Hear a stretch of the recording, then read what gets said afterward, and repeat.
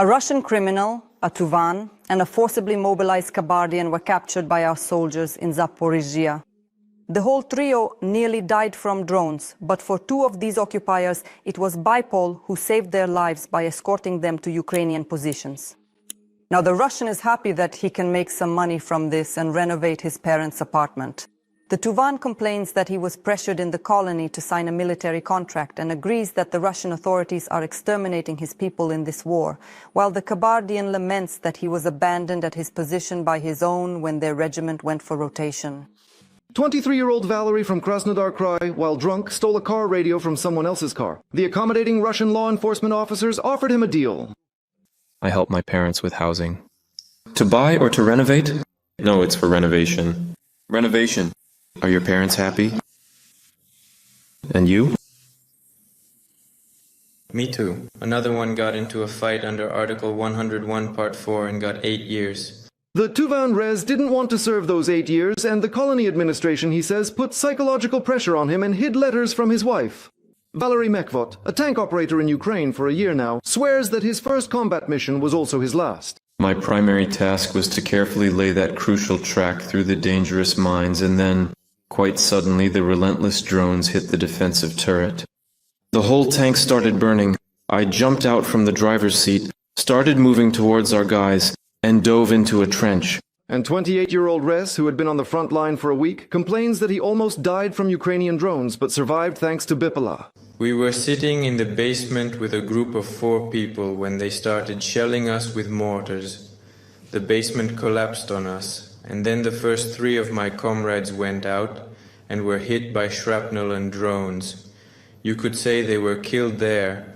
I kept running, just kept running, and along the way drones were exploding nearby, going off, but luckily I wasn't hit. Then one drone flew right over me. I raised both hands to that drone so it wouldn't see me, and that drone started showing me the way. I ran after the drone, and it led me to the Ukrainian positions.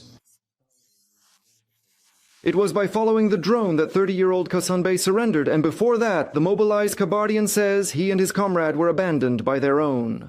The unit went for rotation, but they were left at the position. The 2 of us were sitting there at our designated position, and then the entire unit rotated out. They explicitly stated that they couldn't even take us out for a brief walk, indicating that they would come and get us if it were at all possible, but regrettably, they never actually came back for us. And then a drone strike hit the dugout where we were living. The dugout collapsed. Your drones, the private ones, dropped a note, "Surrender and you will live." So I surrendered. And your comrade? He was killed. And what kind of clothes are you wearing? They dressed us.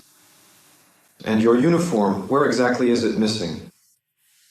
The old one was completely torn and damaged. Do you know that right now the Russian authorities are simply demanding from the small ethnic groups in Russia? How many of your fellow countrymen have been killed? A lot.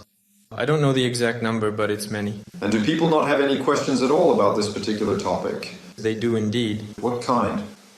People genuinely do not want their beloved husbands, their cherished relatives, to go away from them. Tell me, are you a Kabardian?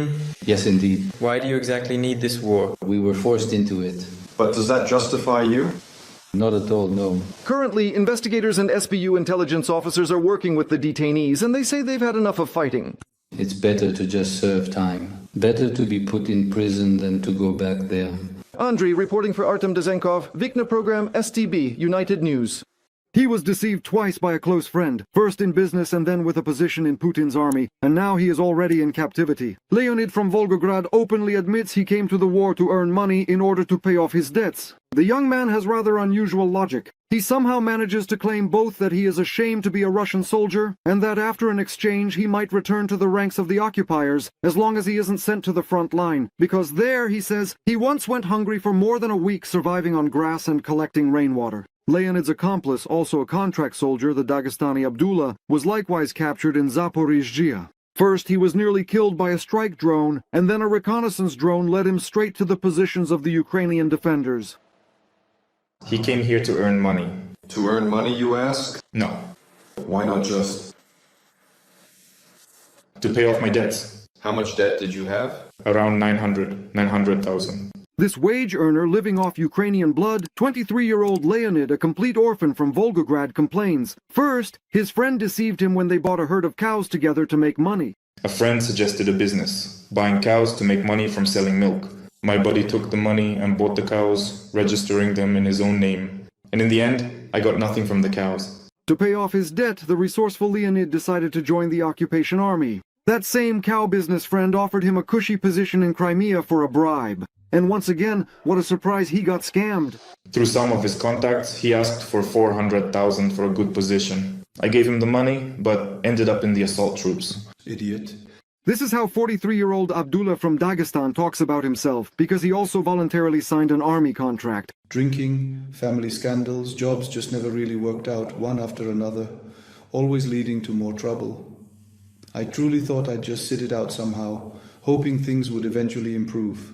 But sitting it out wasn't meant to be. The commander sent Abdullah on a meat assault. He hid in an abandoned house where our FPV drone paid a visit, and then a Mavic led him into captivity. It flew in, and that was it. A minute later, I don't know when I opened my eyes. When I did, I saw clear sky above me. I look and see blood already flowing here and here. Ukrainian birds flew in, and that was it. I don't know how they spotted us. I kept saying, I can't do this anymore.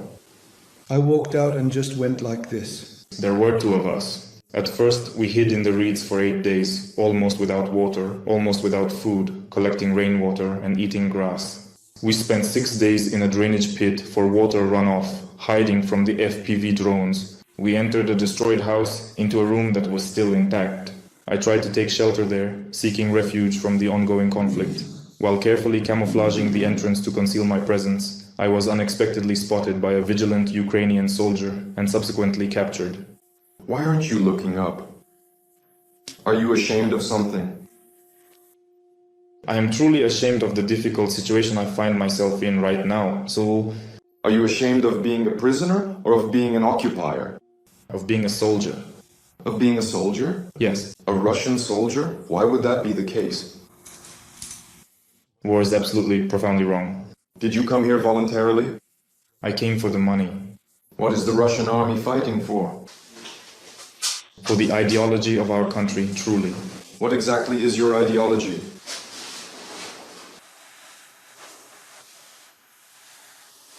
To always protect all of us, the people. Your own people? My own. From whom or from what exactly? I can't answer that question. Currently, investigators and SBU counterintelligence officers are working with the prisoners. Abdullah just wants to go home, while Leonid wouldn't mind putting on the occupier's uniform again, as long as he isn't sent to the front line. But if you were offered a decent position, for example, as a driver somewhere in the rear, would you take it? I'd take driver job. In the rear? In the rear. In the Russian army, tell me? In the Russian army. It's still an occupying army? So are you okay with being in it? But aren't you ashamed that you're an occupier? How do you put it all together in your head?